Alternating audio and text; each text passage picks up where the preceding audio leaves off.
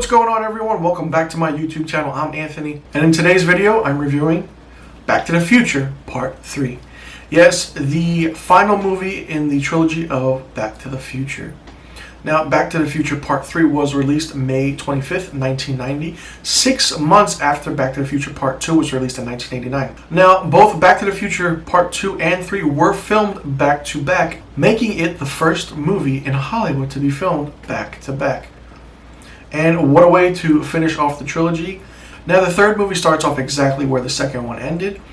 Of course, Marty is back in 1955, and we find out why, and we know why. And he has to go back to the year 1885. The reason he has to go back to the year 1885 is to stop Doc from getting killed. And the Doc that is in 1885 is the Doc from 1985. But the Doc that he is with in 1955 is the Doc from 1955 who sent him back to 1985. Confusing?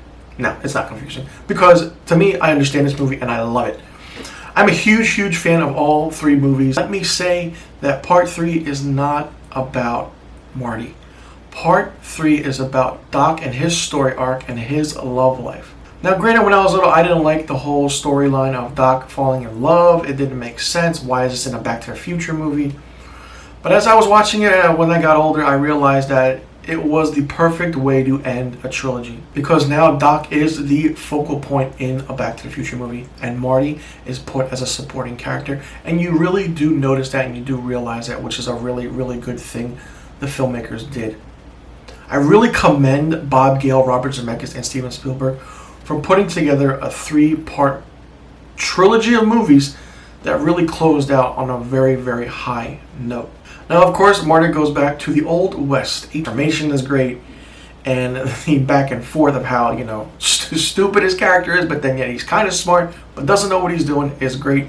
He doesn't know how to count. It's just funny, and Thomas F. Wilson knocked it out of the park. As Doc says, don't interfere with anything, don't interact with anyone, because it could change how things are done.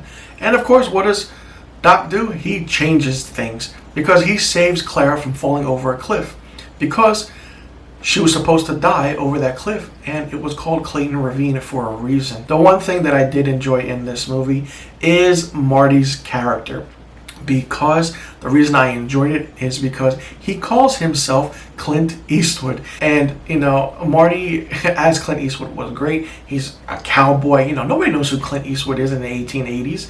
And him just taking that name was great. And I commend Clint Eastwood himself for giving the filmmakers the opportunity to use his name in this movie as a laughing point, but it was done so subtly and it was done so well. There's a scene where Marty is moonwalking, and there's a lot of scenes that Marty brings into the 1880s, like he's shooting at the town festival, and the guy.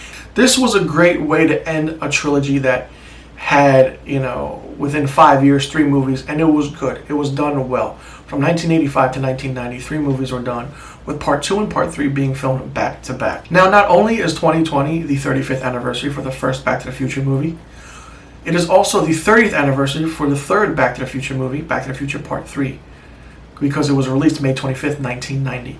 So, the way these filmmakers release these movies where every year there's an anniversary, it's really fun. Now, for me, Back to the Future Part 3 gets 4 out of 5 stars.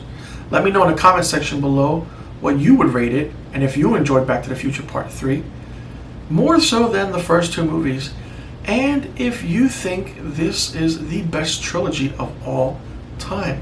And also, I'll leave a link to the revisited trailer video that I did for Back to the Future Part 3 in the description box below. You guys can check it out. And be sure you click that subscribe button and hit that notification bell for new videos on my channel. And follow Marchio Productions on Instagram, Facebook, Twitter, and Patreon.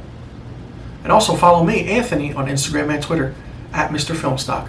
I'll leave a link to all the social media accounts in the description box below. You guys can check it out and follow along. And let me know in the comment section below what franchise or what trilogy of movies you want me to review next. I'm Anthony. Thanks for tuning in.